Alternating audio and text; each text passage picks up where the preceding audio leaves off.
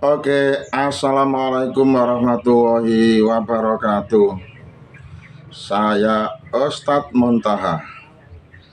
Ya, kalau dilihat dalam video seperti orang sehat, tetapi sejatinya adalah sakit. Seperti orang sakit, tapi kayaknya kok sehat. Ya, gimana lagi? Faktanya memang saya telah divonis oleh dokter agar operasi ginjal, bahwa ginjal saya dinyatakan rusak, harus dioperasi pada hari Senin yang akan datang jam 7. Saya sudah harus di rumah sakit dan sebelumnya disarankan berpuasa di saat jam 6.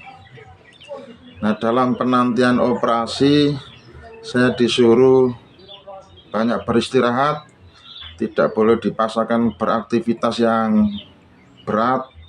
Nah, sebab itu saya mohon maaf kepada wali murid, khususnya kelas 5, bahwa saya sebagai wali murid kelas 5 punya tanggung jawab kepada anak-anak sampean. Tetapi karena kondisi badan yang sakit belum memungkinkan, sudah kurang lebih 2 minggu saya tidak bisa masuk kelas, tidak bisa melaksanakan kewajiban, tidak bisa mengajar. Otomatis anak-anak tidak mendapat pelajaran secara teori. Namun sebagai bentuk tanggung jawab, meskipun saya tidak masuk kelas, saya harus tetap bisa menyampaikan materi kepada anak-anak lewat video ini.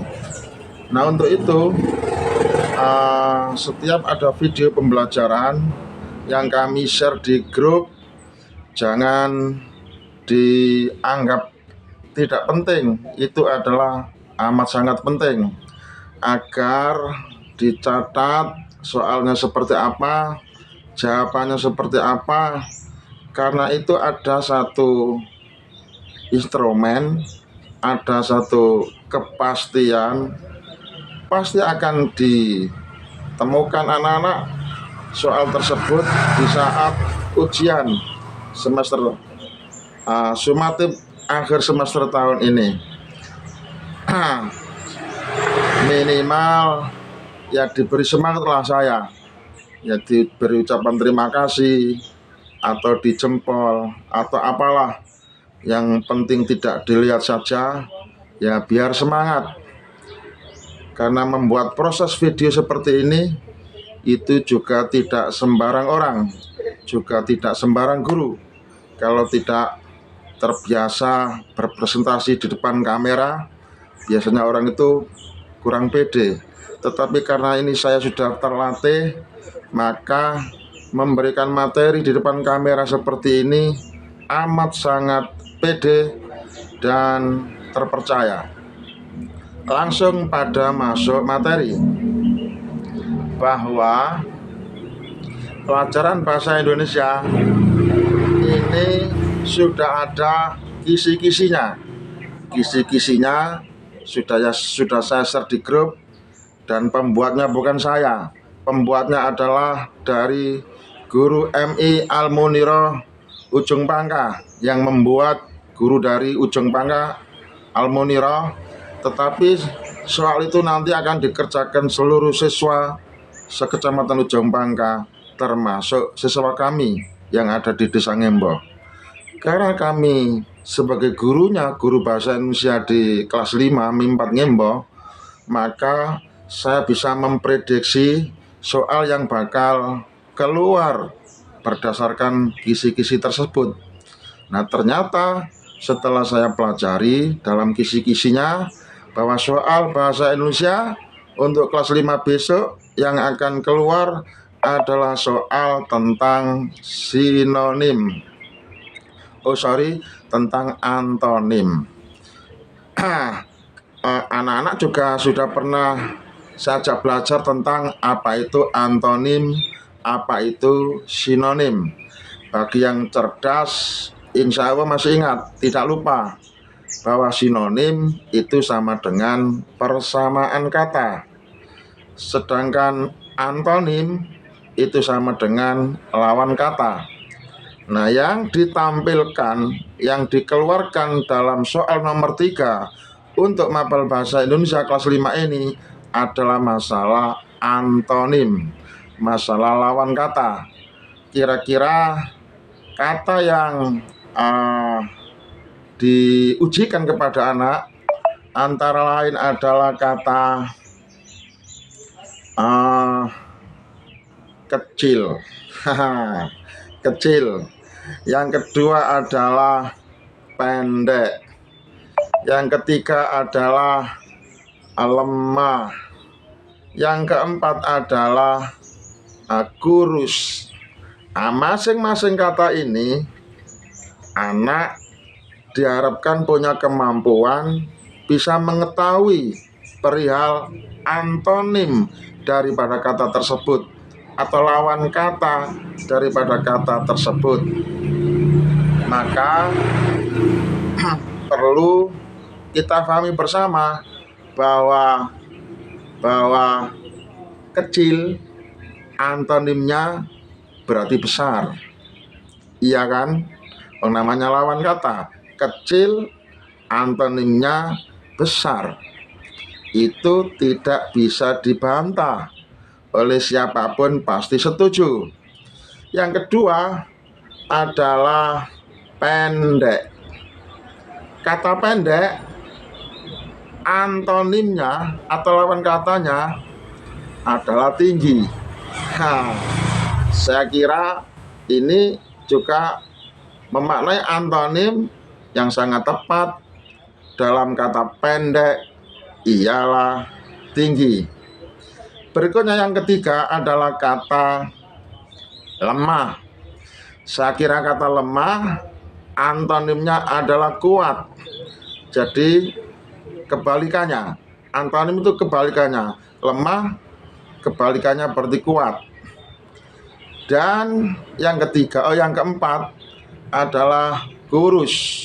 Maka kata kurus antonimnya adalah gemuk.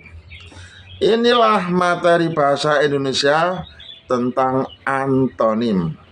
Saya pikir karena kita ini orang Indonesia, maka sepertinya tidak ada masalah belajar masalah kata antonim ini. Sangat mudah untuk kita pahami bahwa kecil antonimnya besar, pendek antonimnya tinggi, lemah antonimnya kuat, kurus antonimnya gemuk. Nah, kalau sudah paham demikian, sudah menguasai makna antonim seperti itu, maka ketika nanti ada soal yang terkait dengan antonim, maka akan sangat mudah dijawab oleh anak. Seperti apa kira-kira soalnya? Soalnya kira-kira seperti ini.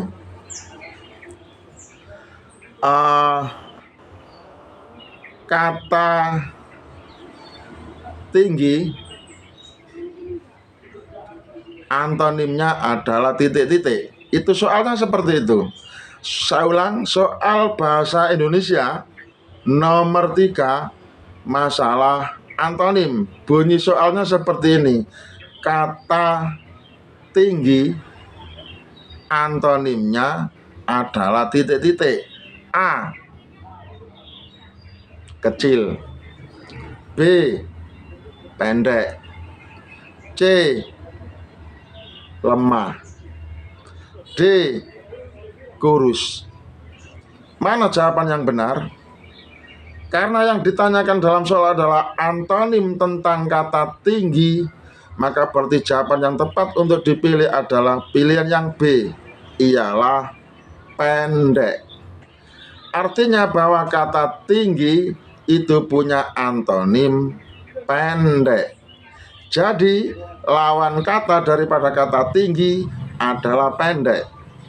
Jika dibolak-balik, pendek antonimnya tinggi, atau tinggi antonimnya pendek. Sama dibolak-balik. sama dengan lawan kata lah. Pendek, lawan katanya tinggi. Itu prediksinya seperti itu. Tetapi soalnya besok tidak persis seperti apa yang saya katakan. Ini kan namanya prediksi. Bisa juga besok yang ditanyakan bukan kata tingginya, tapi mungkin kecil, berarti dijawab besar. Atau mungkin lemah, berarti harus dijawab kuat. Atau mungkin kurus, maka harus dijawab gemuk. Yang penting terkuasai makna vocab tersebut masih dalam koridor bahasa sendiri bahasa Indonesia. Maka amat sangat tidak wajar apabila anak tidak bisa menguasai perihal ini, karena ini bukan bahasa Inggris, ini juga bukan bahasa Arab, bahasa sendiri.